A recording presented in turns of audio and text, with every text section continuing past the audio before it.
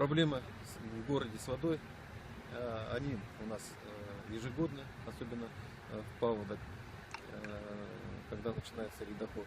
Что случилось в этом году? Мы предполагали, что ледоход пойдет рано, и метео, и службы МЧС предупредили, что ледоход начнется 3-4 числа, 5 максимум. И мы вынуждены, чтобы вот этот лихтер не снесло льдом, демонтировали 3 числа. И вот дефицит в 60 тысяч, который мы планировали, он сказался в городе. Правительство, а в частности Павел Алексеевич Мариничев, организовал комиссию, и ежедневно 2 раза в день мы собирались, подводили и принимали решение, что же делать.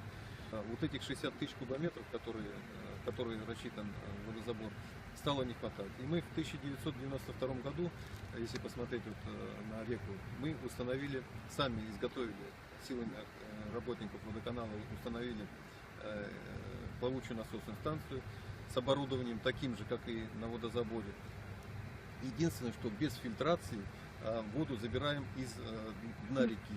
То есть практически как вот кружка из кастрюли. Вот. И какая есть вода, такую и как бы добавляли вот, фильтрующую через водозабор, и тем самым закрывали вот тот дефицит, который, значит, допустим, проектная мощность 60 тысяч кубометров на водозаборе, и 20 тысяч, до 80 тысяч уже потребность была в городе.